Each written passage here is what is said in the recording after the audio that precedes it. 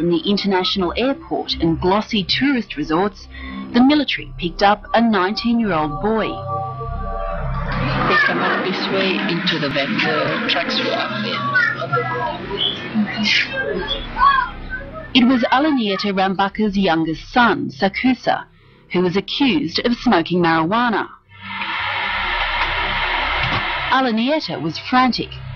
Earlier in the day, her other son had been taken by the military and returned home badly beaten.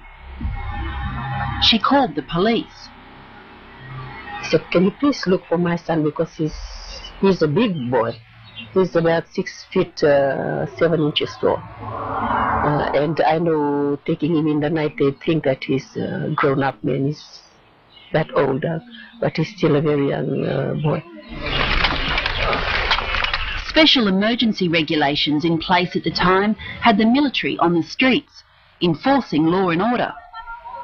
Any kind of allegation, if you don't like your neighbor, and this was a chance, and people would just run up to the barracks and say, so-and-so did this to me, so-and-so took away my land, so-and-so punched me, and then the people would go and get these people, and they were subjected to, I think, torture. I would call it torture. Sakiusa Rabaka disappeared into the military barracks at 11 p.m. About 5 in the morning, my youngest son was brought in. He could barely walk. He was just crawling. And how did he look to you? Oh, he was in real pain. He was in real pain. And he just said, "Mom, can I have 2 Panadol, please?" I got 2 Panadol, I gave it to him. He went upstairs. He slept. I didn't sleep. The next morning, she saw how badly he'd been beaten in the military camp. And the other 2 boys that were taken in with him said that when he was unconscious, they started kicking his head. They said, "Oh, he's just lying to us. He is conscious, he knows. He just doesn't want to do the whatever punishment that was given to him." Actually, he was unconscious and started kicking his head. That's when how he received the head injuries. Sakiusa's brain was hemorrhaging. I was helpless because he was in pain most of the time, and there was nothing I could do. After 1 month of almost constant pain, Sakiusa Rabaka died. The post-mortem cited the cause of death as hemorrhage as the result of blunt trauma. So you don't think there's any doubt that he died because of the beating he received? He definitely died because of the beating. He specifically named myself as well as one of my board members as people who were not helping Fiji get back on the straight and narrow. Just before midnight last Christmas Eve, Virasila was taken from her home by the military. She'd run an advertisement giving out Bainimarama's mobile phone number, urging opponents of the coup to text him. She was taken into the barracks. They kept on, asking me in Fijian, who did I think I was, putting out the commander's mobile number, publicizing his mobile number. Do you realize what you have done? While questioning me, they had a gun, which they, uncocked and cocked, and then they sort of like put it up to my head, and then just saying, you know what we could do with this, and, Virasila was then made to lie face down in the rain, along with 6 other pro-democracy activists. And then that's when they started to physically abuse us. One of the things which I thought was quite strange at the time, they asked all the females, "Are you pregnant?" And I was like, "No," and I was wondering what that was about. And I remember Liza saying yes, and then immediately they just, with their boots, stamped on your back, on your lower back.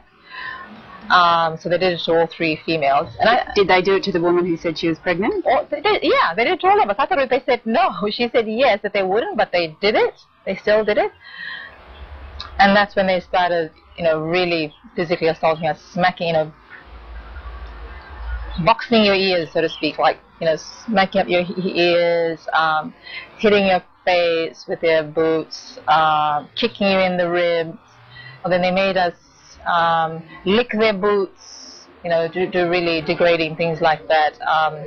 And then they started to threaten our families. So, what we could do to your family. They knew all these details about our families. And then they basically said things like, we could kill you now, put a bullet through all your heads, put you in a drum and throw you out at the wharf or down Suva Harbour, and no one would ever know and no one would miss you. Vera Silla says she's now a lot more careful with her criticism. Before, I would never have thought twice about putting out a statement. I never would have thought about it. Just put out a statement. We've got to say something. Whereas now, following what happened to me, I'm very aware of not the repercussions just on me, but on my staff. We've been threatened, and another of my colleagues has been threatened recently. So we have to be very careful about these things because we're operating in an environment of fear. You never know.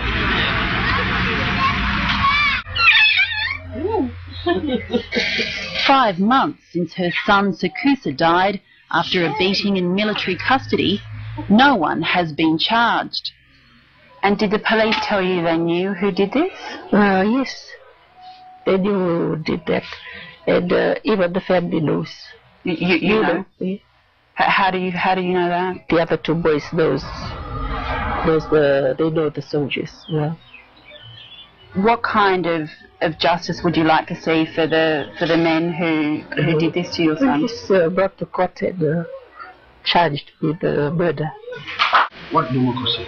Your democracy or my democracy? What's your version of free speech in Fiji? Do they have the right to say those things? They have a right to say anything they want, but as long as they're not bringing in issues that will stop us moving forward. That's what we've been saying all along. And they're not helping us. The final question I have for the Commodore is about Sakiusa Rabaka. As Prime Minister of the country, when do you think his family will see justice? When justice should come around, when people will find out, when there's proof that there was somebody had killed, obviously. So you don't think you don't think it happened in military custody? No, I haven't received any reports on that. Our legal people are handling that, so I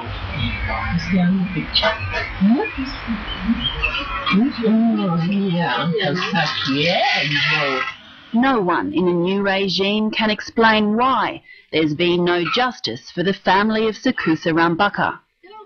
Police finished their investigations back in May, giving the results to the Director of Public Prosecutions. Since then, it's gone nowhere. Do you feel afraid of the military now? Well, the thing is, I'm not afraid of them, but we are helpless. I think that's a better word to use. We are helpless.